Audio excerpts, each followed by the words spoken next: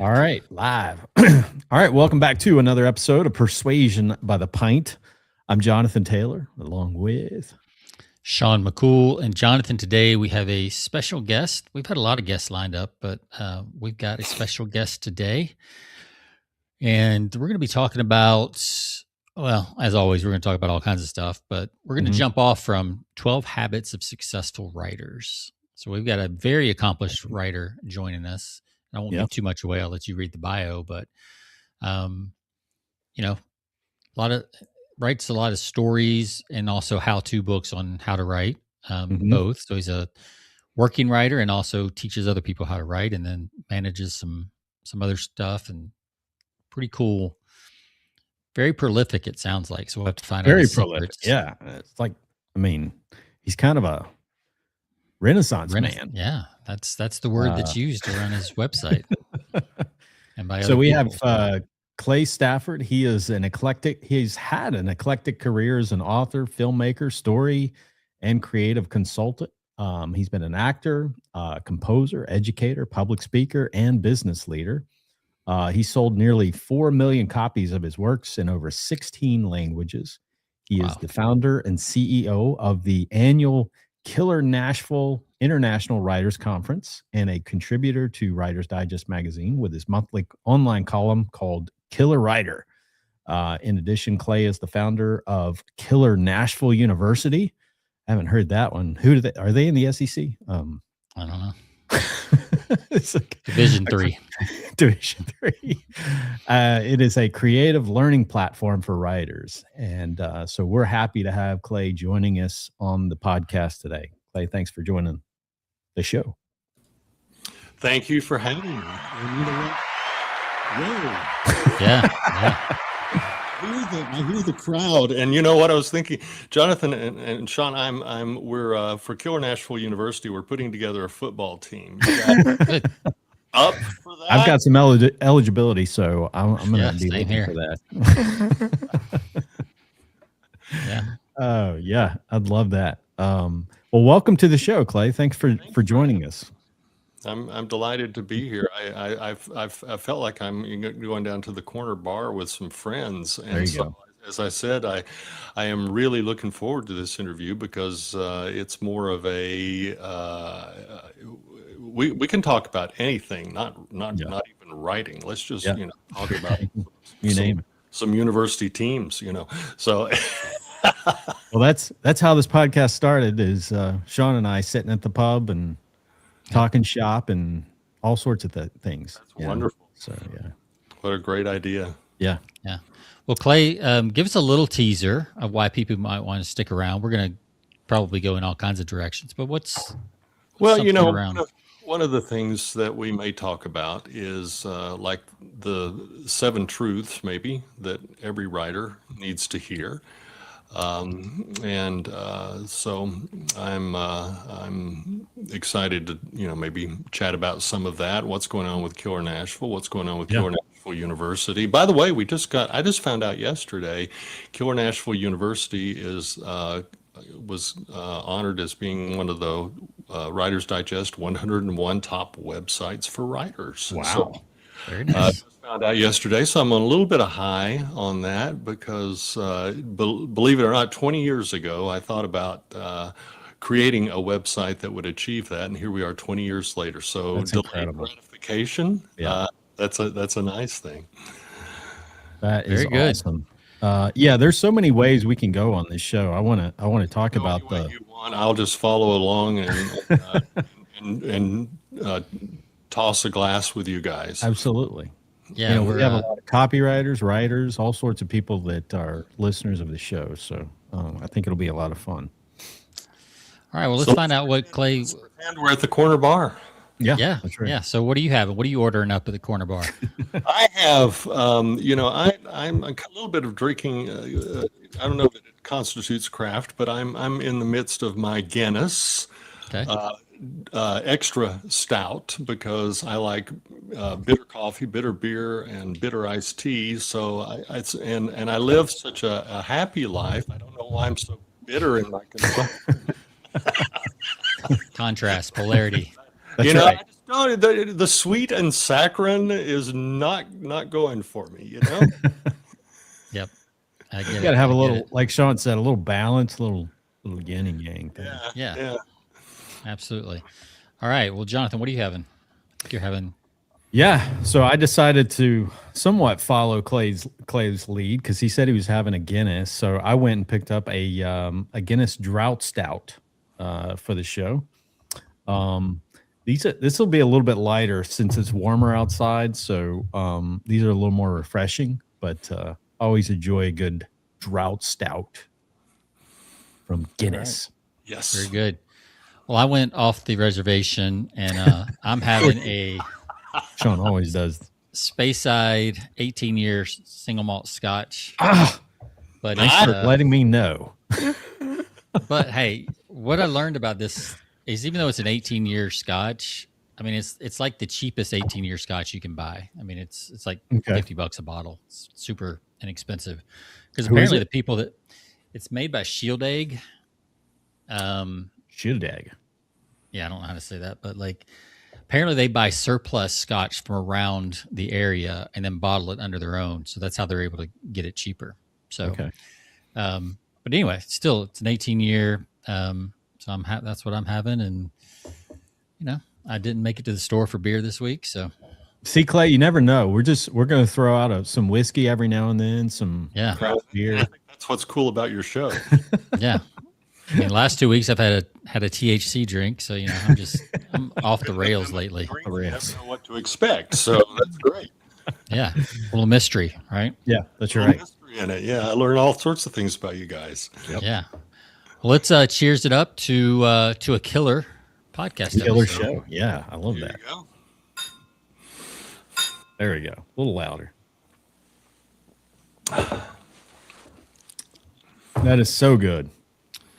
All right, Clay, we give a score of 1 to 5 pints, 5 being the best. You can use decimal places, whatever you want. So what do you give the Guinness you're having on a scale of 1 to 5?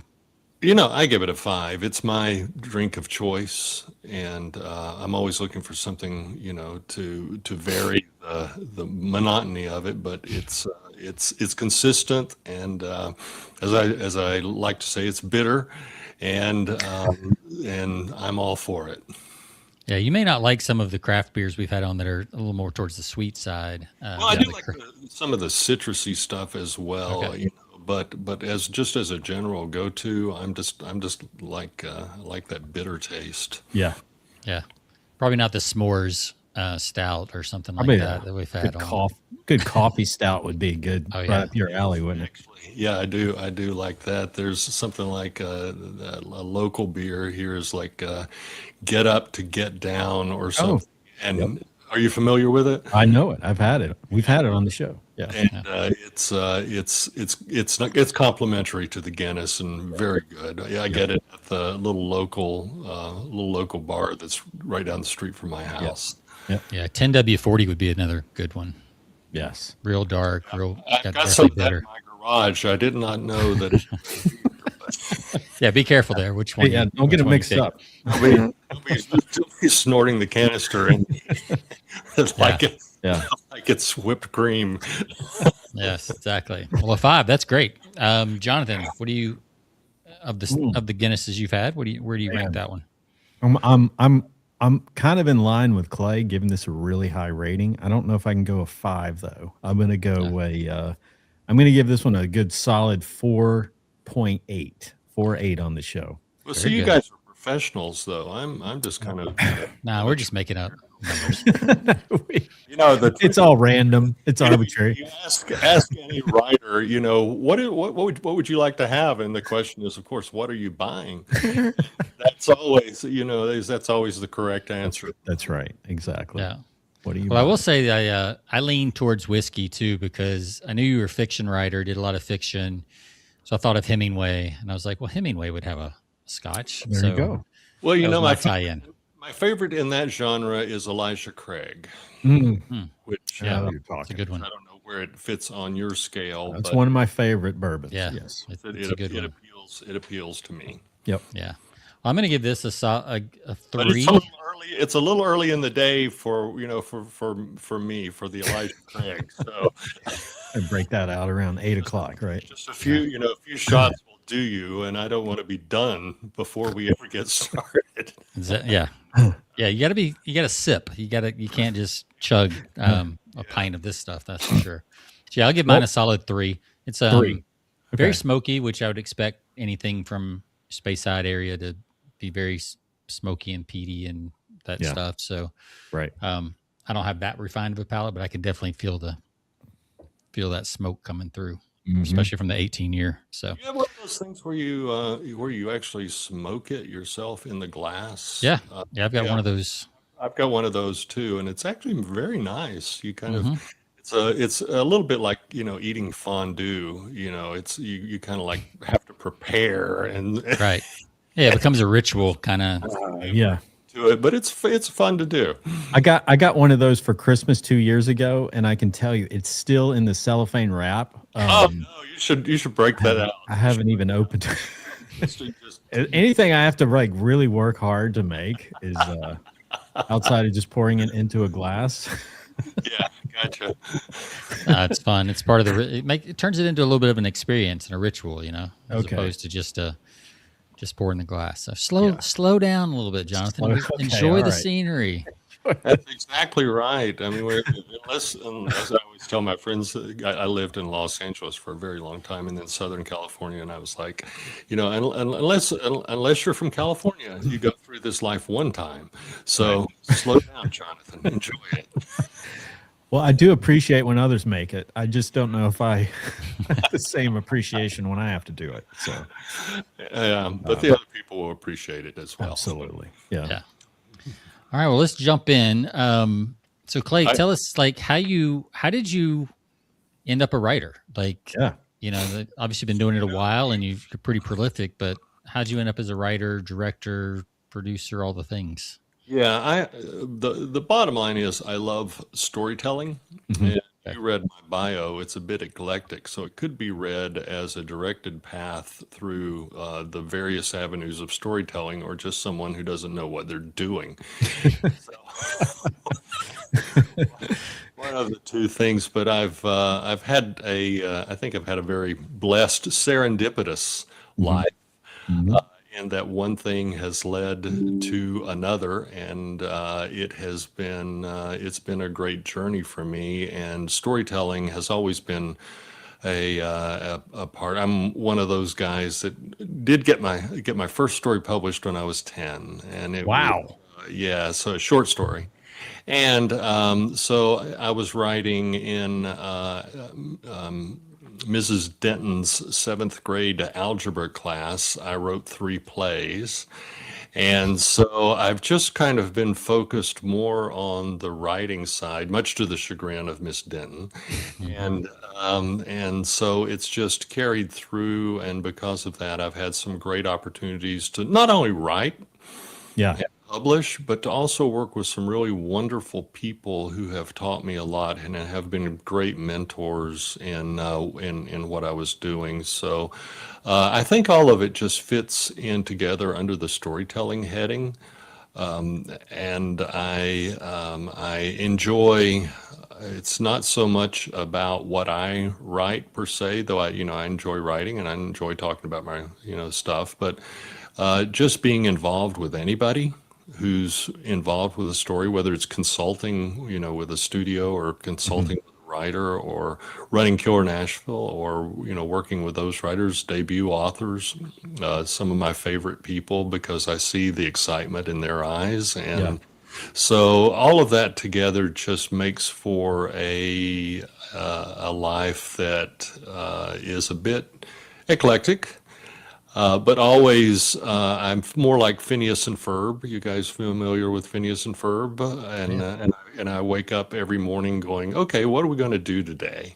And I have a team who seems to thrive in that environment. And so we all just come together in the morning and say, hey, team, what are we doing today? And I think I'm still like a well, like literally a 10-year-old boy with an 8 millimeter black and white silent camera making silent movies, and Nice. I've just, I mean, many people would say, yeah, you're a guy, you never outgrew the fact that you were a 10-year-old boy. Look, I didn't outgrow the fact that I'm a 10-year-old boy. Right. Well, that's What? an accomplishment right there. Yeah, that's great. Stay young. Legally drink Guinness. That's I'm a 10-year-old boy that drinks Guinness. What movies or stuff that works that you read or fiction genre did you gravitate to at an early age that really inspired you? Killer Nashville is based on mystery, thriller, suspense, action, romance, a bit of horror, and action. And I think all of those above, I think, are elements Hmm. of all really good stories, no matter what genre it is. And once again, I don't read within my quote unquote genre. I read all over, and I find just storytelling in general. Hmm. And and truth be told, if I start telling you my favorites, I've got a lot of author friends and screenwriter friends, and if I start saying favorites, they're going to kill me if I don't mention them. So, I think, and I think one of the greatest things for me is being able to discover a new voice. Hmm. And so I'm always looking for something that's different. And Hmm. if you looked at my collection of books, I've probably got, in my bedroom, on my desk in my bedroom, I've got a green leather chair with an ottoman that I sit in, and I just look at the 40 books, and what do I want to read a chapter from this evening? Hmm. And they're all so eclectic. Yeah. And Yeah. I don't really have any one thing. I just love a good story. Yeah. Do you happen to know Mark Leslie, horror I do, I writer? do not. I do not. Yeah, Sorry. he was on the podcast. I don't know, Oh episode yeah. 374, and Hmm. One Hand Screaming was the book we were talking about, and he even partnered with like a craft brewery and had a beer come out by the Oh, same name. Based on that. Yeah. I that's It remember was that. really cool. nice. Yeah. So So you're who knows? giving me marketing ideas. Yeah, absolutely, absolutely. Yeah. So who knows? Maybe he'll show up at Killer Nashville one year. Definitely his genre for sure. So Yeah. maybe we can Wonderful. introduce the two of you. I would appreciate that. Very cool. Was there anybody? I'm curious, like to just be a writer that young. Was there someone in your family, or is it this just like past life? You just came back here as a writer. Well, now went to California, didn't you? So no, I grew up in a Appalachian, Eastern Tennessee environment.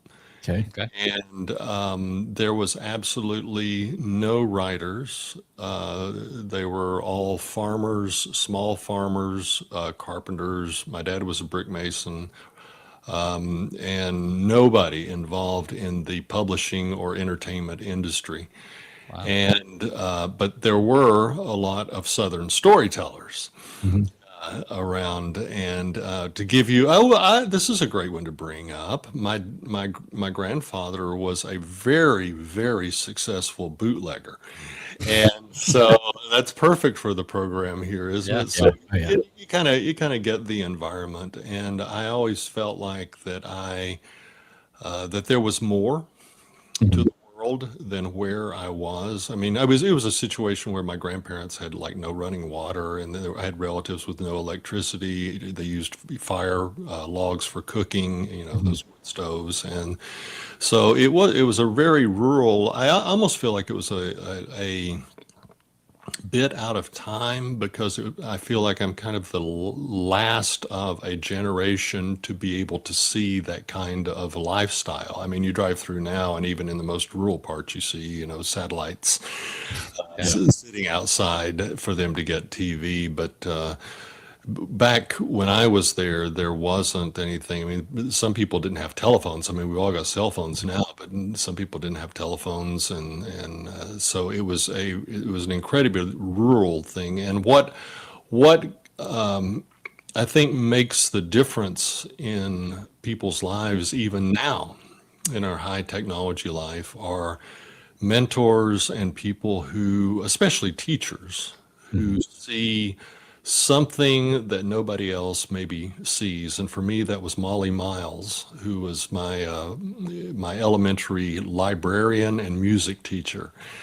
And she happened to introduce me, also at age 10, to a group called the Dance Theater Workshop, which was a conservatory for training, they call them triple threats, dancers, singers, and actors, to go to Broadway and Hollywood. And so I was scheduled for an audition with them, and went in, and I was supposed to prepare a monologue and a singing thing and stuff. But what I did at the time was go in and did my impression of Rich Little. Do you remember the comedian Rich Yeah. Little that Oh, yeah.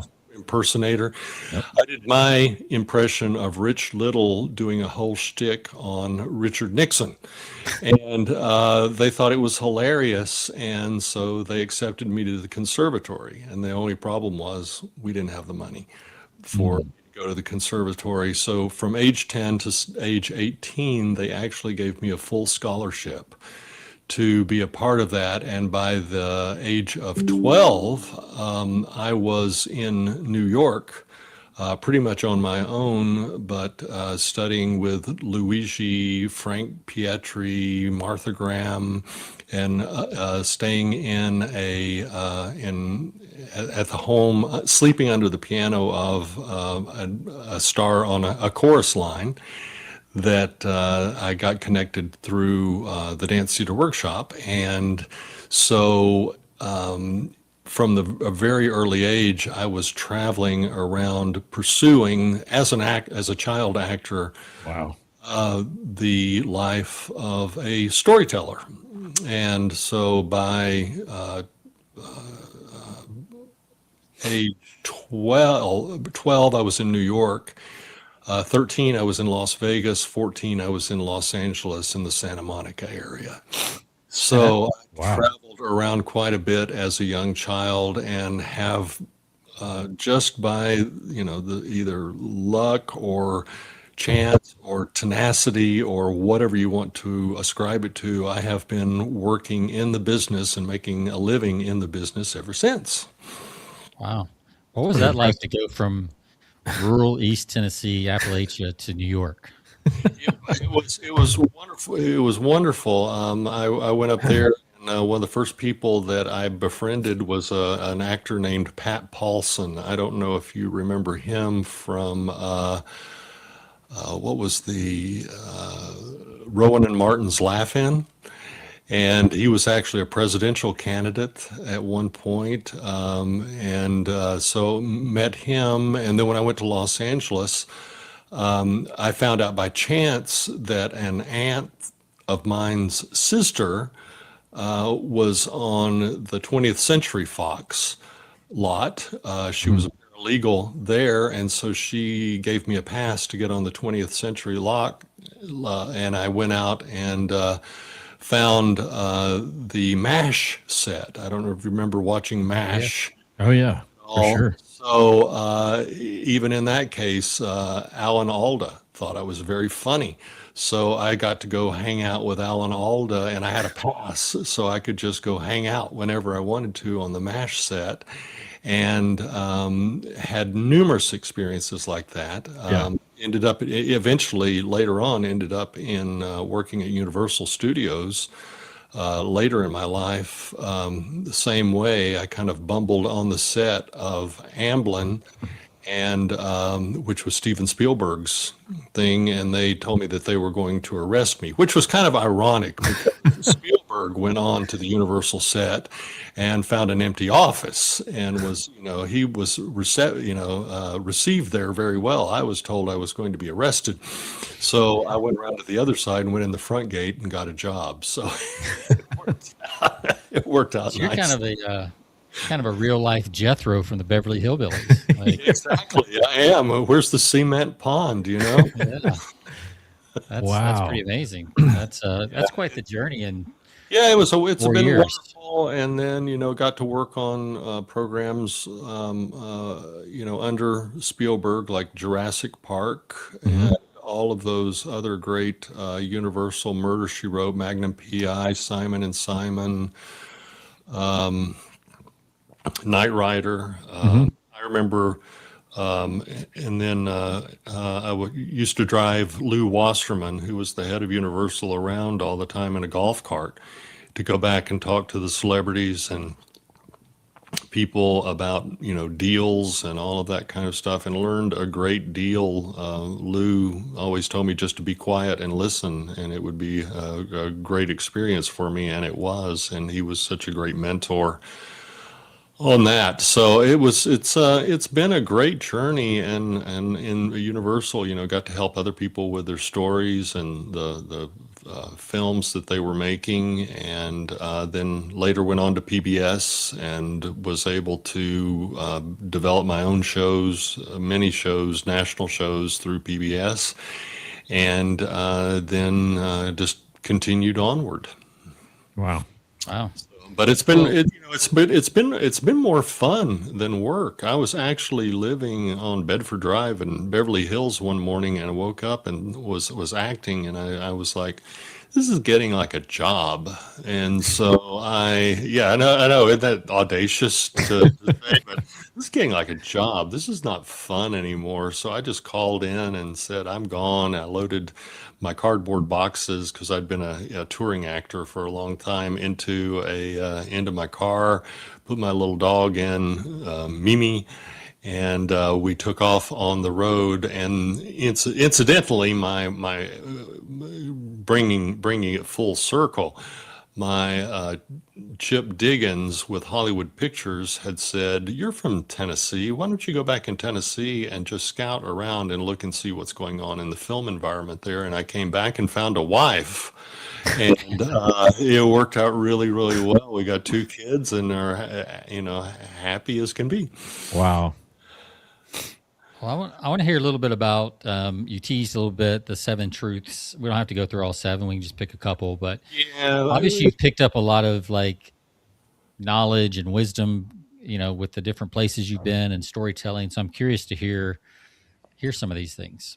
well, for a shameless plug, since you've brought that up, if anyone goes to my website and signs up for my Success Points newsletter, they're able to get a download of this of the PDF of the 7 truths. But basically, really, it starts. One of the things that starts out is talking about voice and how important it is that we maintain our own voice throughout our careers. And sometimes it's a difficult time to, it's a difficult thing to find, because we are enamored by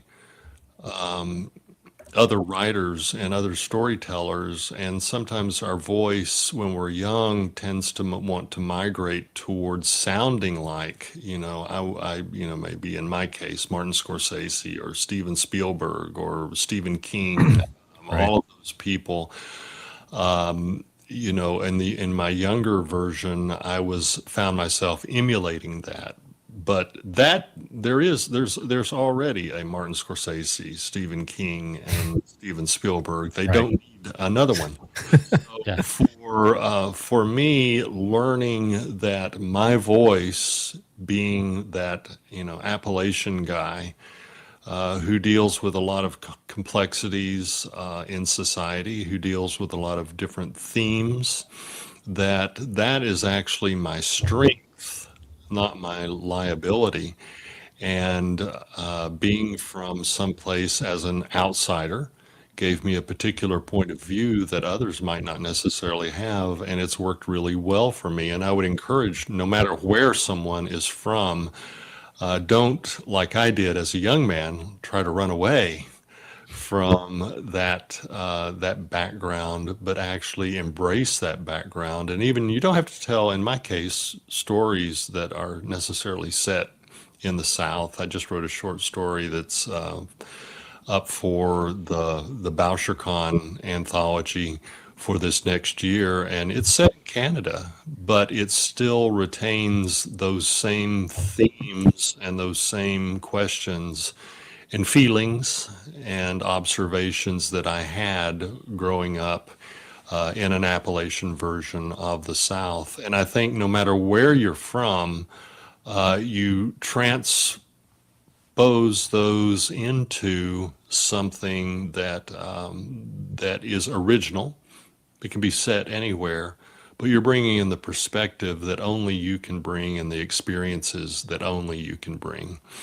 And so I would say that's probably the number one thing in terms of differentiating yourself from the thousands and hundreds of thousands of writers who are out there. And I think that's been one of the strengths in my career, is learning that early that people are fascinated with two things. One is work and one is place. And so they love to learn about new places and they love to learn about what people do. And if you've seen workers, for me, it was a life of slaughterhouses and, timber people. And so all of those bring in something different than you would get, say, if you grew up in the Bronx or you grew up in Los Angeles or even Portland. So bringing that in gives a new, fresh experience to other people that they don't normally get. And people are naturally curious about that, learning about the others other than themselves, Mm-hmm. I think that applies too, not just to writing or acting, but to sales, to anything. I mean, really anything, right? I mean, that's what makes you you. Is as Dr. Seuss says, there's no one newer than you.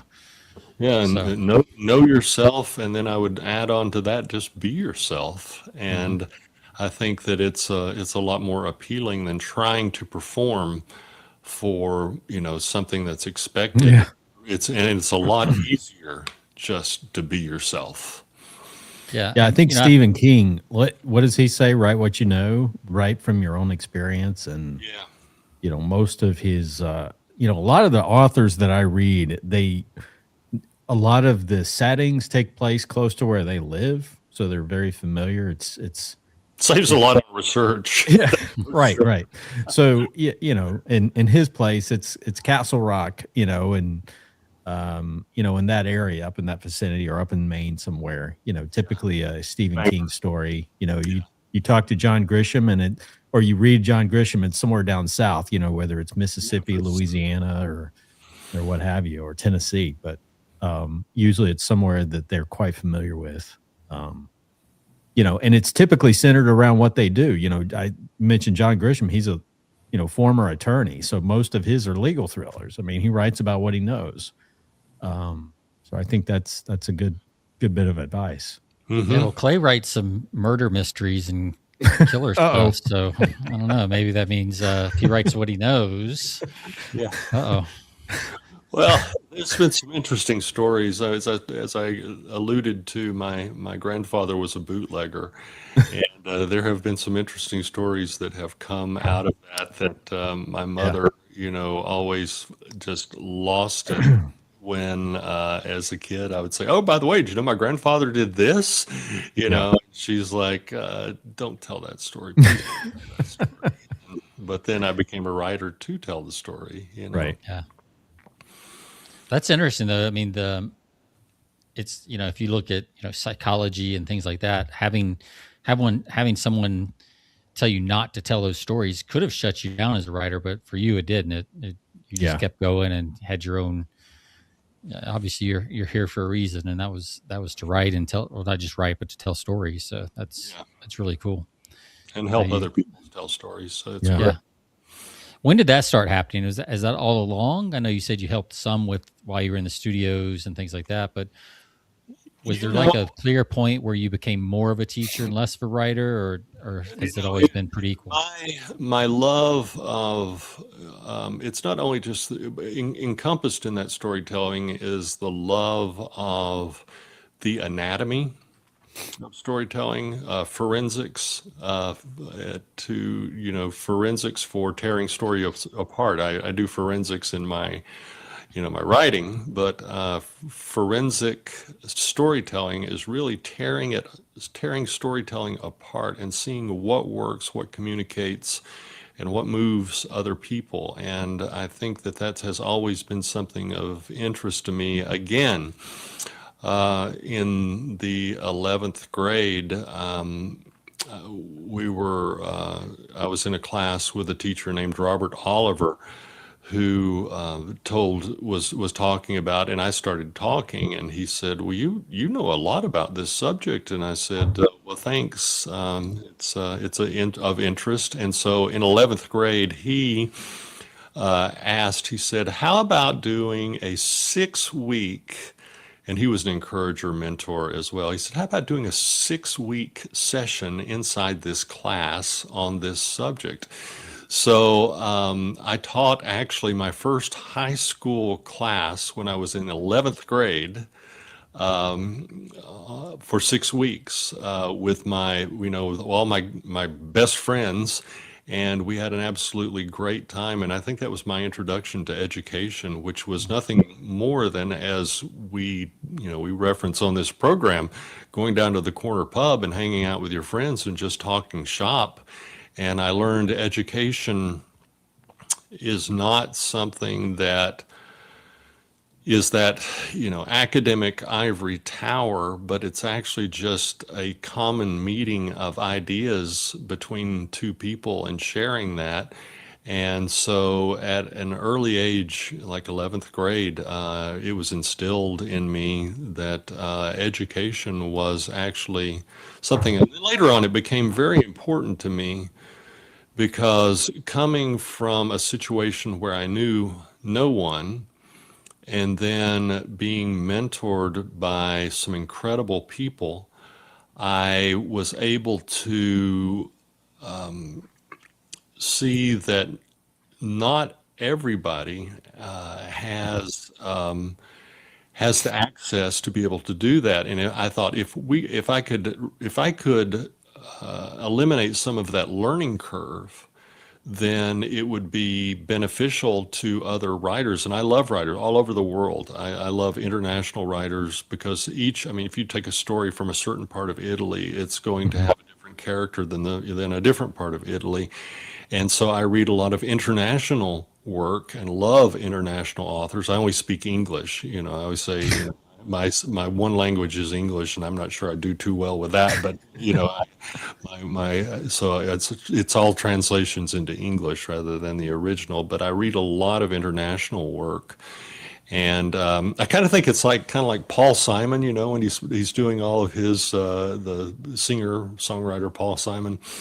When he's doing with his albums, he was like looking around the globe, and then to find ideas and influences. And I think I bring that into my work, and I bring that into my teaching, because I think the whole international, every area in every continent and in every country has its own brand of mystery and thriller writing, and you start absorbing that and then incorporating that into your work. So it's not necessarily one of my 7 truths is not necessarily reading widely, but it is, I think, vital to anyone who really wants to have a career at storytelling. And so when I started Killer Nashville, it was to kind of expedite what I had learned. And I think it's not so much, Killer Nashville is not so much about, and if you look at Killer Nashville University and our Killer Nashville magazine, all of those are not about what Clay says, but about bringing voices together that share differing points of view so that we walk away with a changed perspective on storytelling and what our obligations are as writers. So I'm curious. Let's move into the habits, because you kind of mentioned reading. How much time do you spend reading? Is that one of your habits? Like, what's Absolutely. You really, the whole, I used to have some teachers that would say, the whole garbage in, garbage out, kind of thing. yeah. sometimes garbage is good. Because it teaches you maybe not what to do, or what not to do. So reading is important to me, and I read a variety of things. I read novels, but I read everything from genre novels to literary novels. Um, I look at screenplays because I want to know. We're in an age where people look at film and television much more than they read, just Mhm. statistically. And so you need to be able to tell a written story filmically rather than just in the prose of the past, because you have to make it visual, you have to make it move fast, you have to make the scene cuts work, you have to. And when I was working in television and doing episodic TV, um, commercials terrified me. They were scarier than, a guy with a knife, because I knew that people could go to the refrigerator and not come back. So you use those techniques of the commercials, for example, in every section or every end of the story to create a cliffhanger, to bring someone back. And in the case of a book, they close it up and they go to bed at night. Or you hope maybe it's a good enough cliffhanger that you keep them up later, and their boss looks at them the next day and wonders, why in the world are you not performing well? And I take credit for that. And Absolutely. so it's a and then I read plays Yeah. to look at dialogue. I read poetry quite a bit to look at language, to be able to, because I think one of the most underestimated aspects of writing is the language itself. And to be able to turn a phrase that is poignant, beautiful, is something that we should all, as writers, strive for.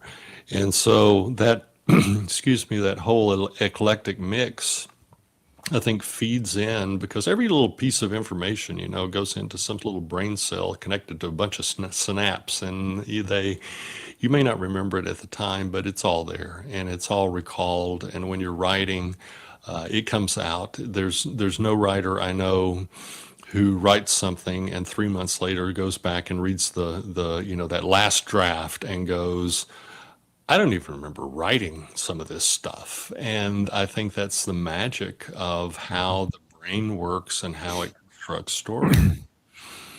Yeah, I've had that happen even with copywriting, and look back at stuff from 5-6 years ago, and I'm like, sometimes I'm like, I don't remember writing that. Sometimes I'm like, wow, that's pretty good. I don't know who wrote that, but it's in my files. I guess I did, but Yeah.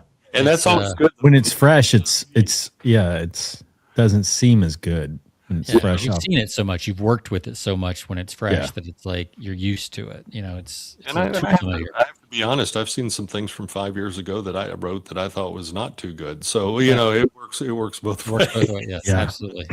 It does.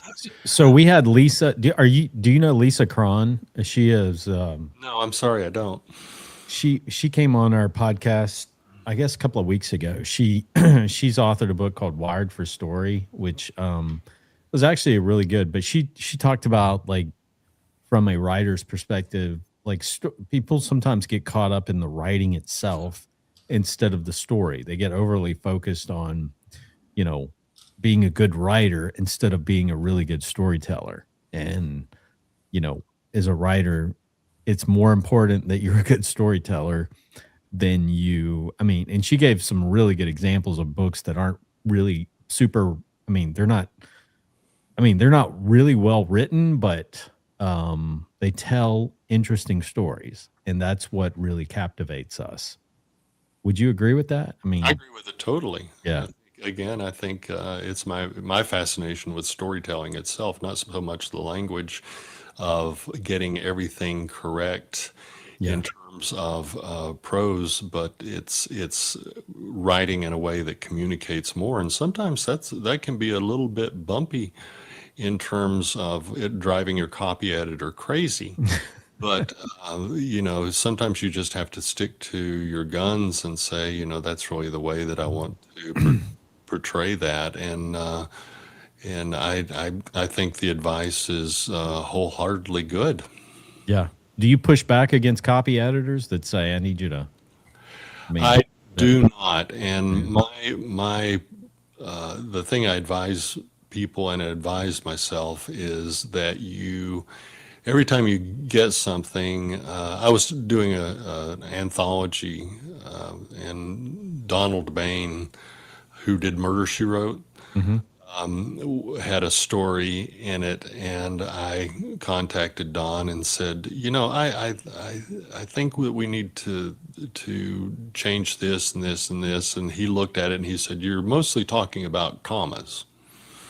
He said, "Do we want to get into a comma war?" And I said, "I don't know. How important is it?" And he said, "I don't think it's important at all." And so I was like, "Okay, Don, we'll let it go. We'll have it just the way you want, and you put the commas wherever you want those things to go." And it turned out to be a great story. I've felt that when I get I love editors. I love copy editors. I don't always agree with them, but as I tell my kids, that logic always wins. So in the end, if you can justify it better than I can, then I'm going with you, and with my thanks.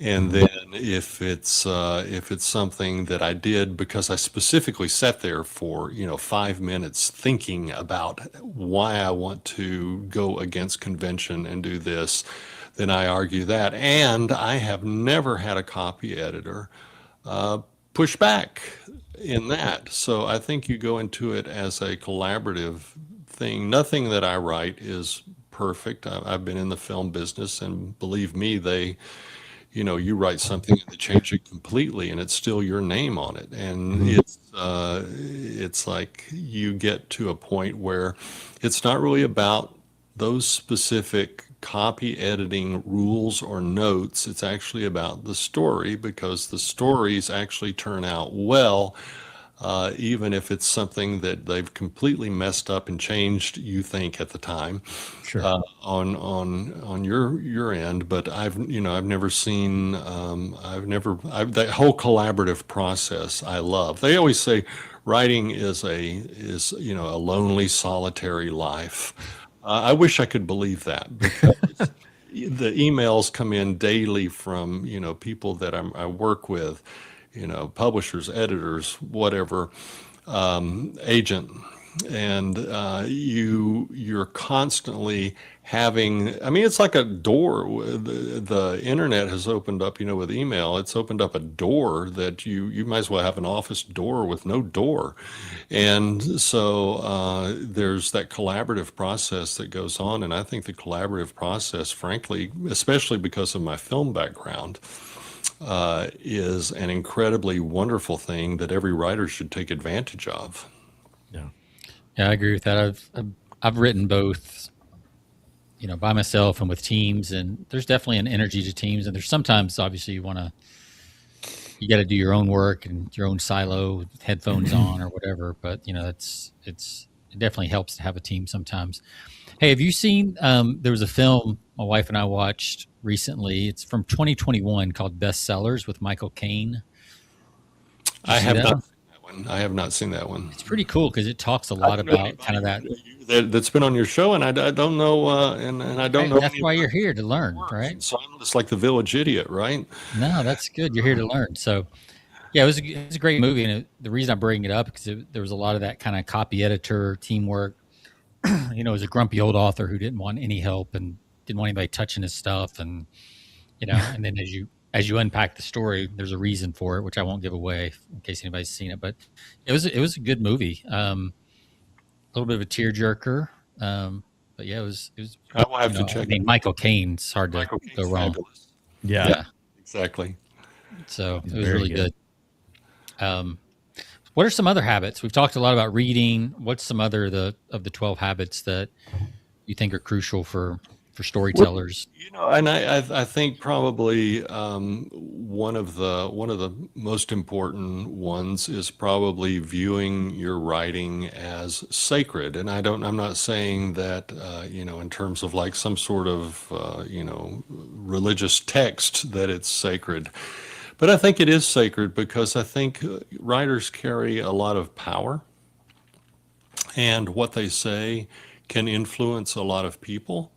And I think that you need to be very careful about how you handle the sword as a writer in what you are putting out. And you really need to think well about what you're doing. But also, on the flip side of that, the act of writing itself is sacred. I think a lot of people want to be writers, Hmm. but they don't protect the time, they don't create the environment, they don't create the circumstances that allow them to do that. And I believe, like everything, shooting, 3-point shots, you need to be the best in your game. You need to show up every day and shoot for 20 minutes, an hour, just over and over and over. I was a musician myself as well, and was actually had my undergraduate degree is partly in music, and I sat in those music labs for hours running scales, just running scales. And I think that I viewed that time as a sacred time for me because it was important to me. It was something that was an extension of me, and it was something that augmented me. And so I think writers need to view that seriously as sacred time. I said one time, and then on the spur of the moment, and then I've repeated it over and over since then, because I thought that is really just so ingrained in me. But I was watching a movie and some people were talking, and I turned around to them and I said, I don't talk in your church. You don't talk in mine. And that was very, very direct, but I thought about it, and there's a lot of truth in that, Yeah. that even absorbing other people's stories, we take that time to be silent and receptive to what's going on. For me, it's beyond entertainment. Hmm. There's a lot of obligation that comes with being a storyteller, in terms of your own practice, in terms of the stories that you tell and how you tell them, and then also the respect and validity that you give other people's stories that you are learning from. And so, for me, I would say that writing itself is pretty sacred work. I Are would you agree a that you morning gotta. writer? Do you like mornings, evenings? What is? For me, I think, and there's been a lot of studies about in neuroscience how the brain works, but the brain is actually most active. I mean, this is scientific in right after you wake up, Hmm. whenever you wake up, but right after you wake up. And so you're freshest then, your ideas are still a little bit in that dream state and coming into the reality state. And so there's a lot of creativity that goes on. And for me, I'm usually working at 7 in the morning. My wife makes sure that around 6:30 she wakes me up. I take 30 minutes to stretch and then go jump in the shower really quick. And then usually I'm having my coffee and writing at 7 o'clock, and write until about noon or 1 o'clock. And then I start getting a lot of interruptions from team members about, things that we're doing. Hmm. And then I continue to write. Like right now, I'm editing. So I've got my clipboard and my printed out pages. I'm one of those that when I'm editing, I read aloud, Yeah. just to hear the cadence, because sometimes your eyes miss what your voice does not. And when you Mm. hear Yes. yourself, you go, wait, nobody would say it like that. And so there's a lot of pencil changes that are going on in that process. And that continues throughout until dinner. And then if I'm still hyped after dinner, I go back. I write outside. I love being outside, and so everywhere I work, I work outside. Even in New York City, I try to get a balcony, and I Interesting. just to feel the ambience of it, to look off into the sky, to whatever. I get a lot more inspiration from that. So I do most of my big weightlifting in the mornings from 7 to 12. And then I go into my lighter reps as I go later on into the day. And So it's like pen you like you're like really analog there with pen and paper outside on a oh, I am. balcony. Yeah. Yeah. Yes, Okay. absolutely. Yeah. And so it's, and I think that once again, going back to the sacred thing, I think you create the environment Hmm. that's conducive for bringing out the most of your creativity. And if you don't, I don't think you're going to do your best work, and you're going to set yourself up if you don't create that environment for interruptions that are going to stall.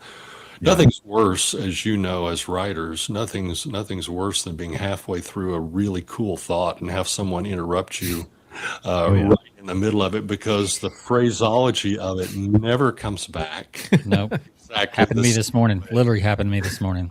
Yeah. So frustrated. So you've got to view that time as sacred. But for me, I get the most done in the mornings and the most creative time, and then everything else is adjustment the rest of the day into the evening.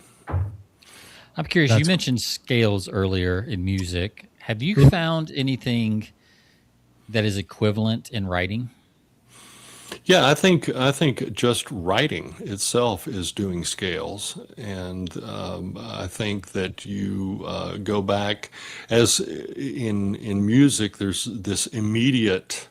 You immediately know when you hit the wrong note. But I think for writers, you go back and edit and edit and edit, and 20th draft later, you're still editing and you're looking for that perfect phrase, that for perfect cadence that's going to be, that's comparable to music, and you're fine at you're being more finesse, bringing more finesse into that mhm. because of things. So I think they all. I mean, you can use any kind, several analogies. From sports to music to dance to art to even. I can remember my dad building brick and block mason, and rock mason, and building these incredible arches and things. And you look back on those and you go, that was just pure artwork in form. But he was practicing scales and creating all of these new things because people that he would work with or for would say, I would really like to have this, but I don't know how it's done. And he, as a mason, he would look at it and go, we could do that. We can figure that one out. And I think that he practiced scales as well. So I think it applies to any industry at all. So it's really just getting in the reps as much Getting as the anything. reps, yeah, doing Yeah. it. And that's why, sacred time. You gotta do it Yeah. over and over, and you've got to do it every day to be able to be decent at it. Yeah. So you've written a lot of books and other stuff. How long does it take you to write a book versus a screenplay? Are you still doing screenplays as well? Yeah, I'm still doing screenplays as well. It's really, I've got multiple projects in multiple stages of development Okay. that and I really say that sometimes you're writing and you go along and go, okay, I really haven't conceptualized this as well, or I haven't gone as deep as well as I should have in this, and it's best to drift off to another project and then come back to it. So, in terms of how long does it take to write, this was something that I ran into a lot of times when I was working in film. You have to have it ready, or you're going to have it ready by the time, because they've got an air date that's scheduled 6 months in advance for projects. And so it's like, when are we going to see the script? And I used to being a little bit pugnacious. When it's finished, that's the best I can offer. But Sure. sometimes you Yeah. run up to deadlines, and it's you have to deliver it, even if it could have been a little bit better if you just had a little bit more time, or Yeah. you see it afterwards and or read it afterwards and you go, oh man, I wish I had caught that at that particular, before it went to press. But I really, it depends upon your contract for one thing, when you've got to have things due. Yeah. But then if it's just writing spec, it's finished when it's finished. Sometimes, something can just pour out and 6 weeks later you're done. And then other times it may be a manuscript you started 4 years ago and you finish it up. So in terms of how much time was put into that, it's really hard to judge Mm-hmm. if you're, Yeah. Never mind. writing like if you're writing like I do. Yeah. Yeah. Well, the way you write, it sounds like I was listening to Rick Rubin the other day, and he talks about creatives having multiple projects going on, because we hear so much about you got to focus one project at a time, all that kind of stuff, which I guess works for a lot of people, but I don't know that it works for creatives as much, right? So Rick Rubin was talking about that. He's like, yeah, you should have, 2 or 3 projects, and whichever one has the most fire and interest, like ride that until it dies. And sometimes you'll finish it, and sometimes you'll hit a wall and switch to another project. And it sounds like that's pretty much what you do, which I do. And that goes back to what we said at the very start, the waking up in the morning and what are we going to do today? What are we going to work on today? What's important? And then by the end of today, I'll leave this conversation with you guys and go back and look at my emails and something has come up and it's like, okay, this is really over the weekend. I need to work on this and I didn't see this coming. And I think that kind of flexibility makes my life fun. Mm-hmm.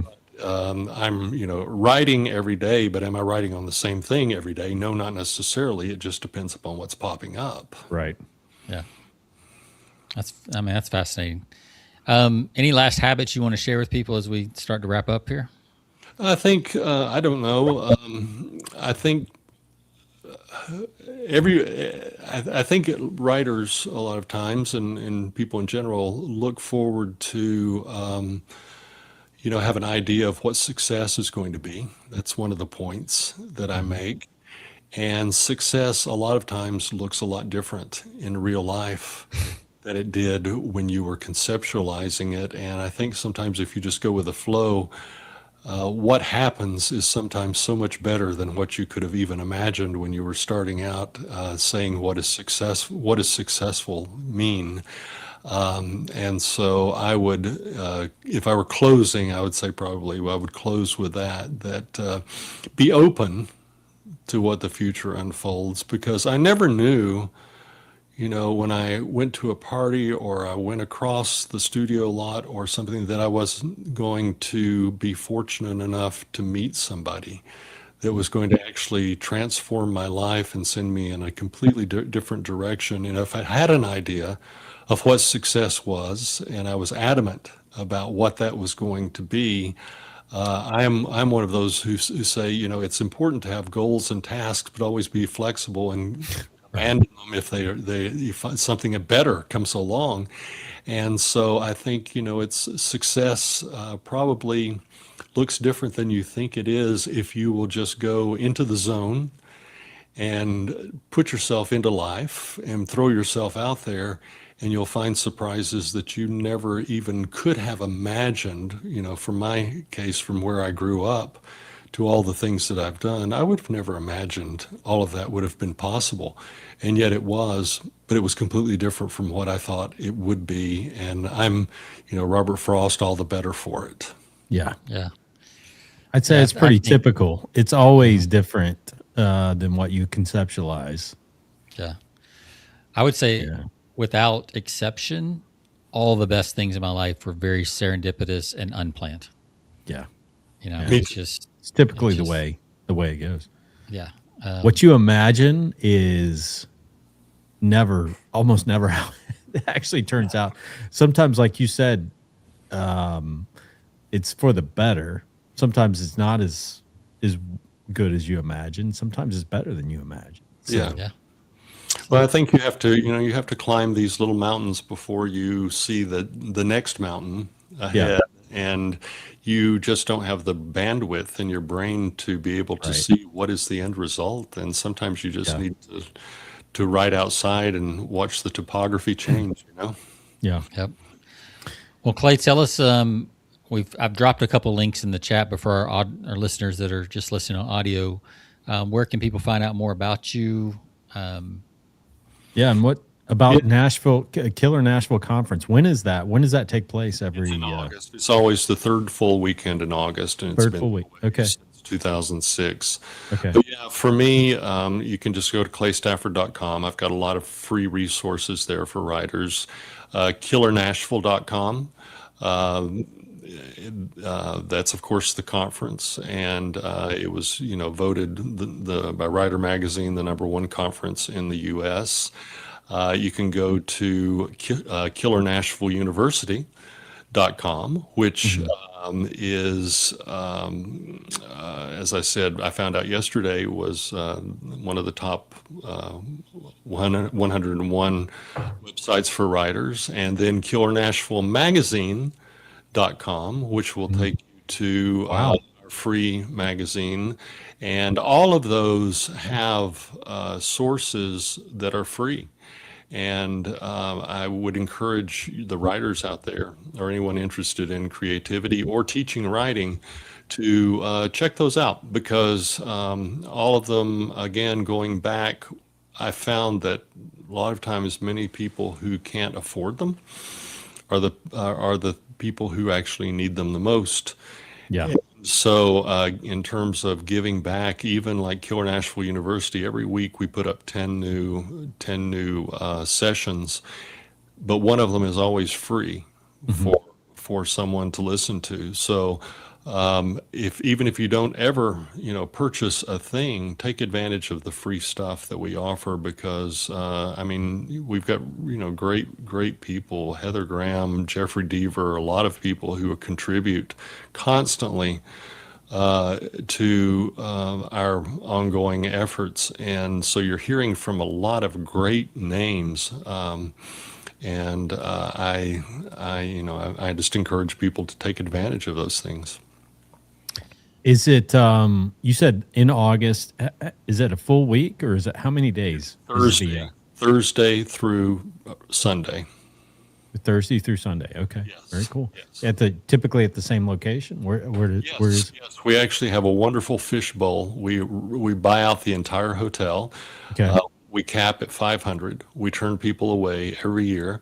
And it's the Embassy Suites in the Cool Springs area, and oh yeah, I know where that is. Really? I live in Knoxville, so I'm over in your former neck of the woods. Yes, growing up, absolutely. probably. So that's great. Yeah, but it brings everybody together, and you have to pass everyone in the hallway, so you get to meet agents, editors, publicists, fellow writers, best-selling writers, debut authors, and everyone in between. And you share business cards and contacts and give away free books to each other. And it's just a wonderful, wonderful weekend. that sounds like a blast. Being It with is. We try to creative have, people. and we have Nashville bands Yeah. that play on Thursday night and Saturday night during the awards conference. I mean, the awards dinner. Yeah. And so it's we have a Shine and Wine where we have local moonshine and local wine. And so I mean, we try to make it a lot of fun, because the best way to learn is when you realize you're not learning, and you walk away later and you've got something. Yeah, absolutely. Yeah. Sounds like a fun time, Sean. We need to show up there in August. I will. I'll take you to my favorite pubs close by. Oh, beautiful. Yeah, there you go. That'd be good. I have to take you up on that. And real quick, the university that's an online people can go through, like if and it's been wonderful. I started Killer Nashville hoping it would be an international writers conference, and it became that in its second year. And we have people from all over the world who come every year to that. But Killer Nashville University is available in your home, wherever you are in the world. Yeah, and all you have to do is just click online. That's great. Fantastic. There it is. All right. Well, Clay, this has been fun. We're going to wrap up here, but if you've got a minute, we're going to put you in the green room, and then we'll come back to you for a little post-show chat. This has been a blast. I really appreciate talking to you. It's been fun. Yeah, it's been fun. The same. Yeah, thank you so much. We'll be posting the links on our show page for episode 430. So for the Killer Nashville the conference, and then also the university, all the links, everything, your website, everything. Thank you. Get them all on there. Yep. All right, hang tight just a second, Clay. That was good. Yeah, good stuff, man. Quite the life. I know. I feel a little jealous. I gotta be honest. I know you would. It's like I'm listening to Clay. I'm like, oh man, Sean's like, he's probably having a little envy. I've still got some time left. I'm not done yet. So no. It's good to have that as a role model, somebody that's lived that. So yeah, Clay looks like he's probably close to our age, probably. Yeah, maybe, I don't know, somewhere in there. Careful. He's got some gray hair, man. Got a good head of hair. He's got a full head of hair. That did kind of piss me off a little bit. Looking back on his website, is like his hair is the same from his 20s as it is now. It's just that's awful. Some people are just blessed. Man. I guess that's what I'm going to have to write about is the struggles of losing hair, because he can't write about it. So yeah, I'll let you wrap it up before I rant. No, that was fun. It was a fun episode 430. Yeah, so check him out. We'll have all the links on our show page for this episode. Fascinating. I could have gotten, if we had more time, we could have gotten on so many tangents, getting into James Patterson, people like that who like turn writing into a, kind of a business. Well, it is business. So it is business, but you got to make a livelihood. So like he turned it into an empire. I mean, that's a different story. But we'll talk about that on maybe another time. But good stuff. Check us out, persuasionbythepint.com. Find us on all of your favorite podcast platforms, Spotify, iTunes. We're everywhere you find podcast. And check us out. We'll see you all next week. Have a great weekend. See ya.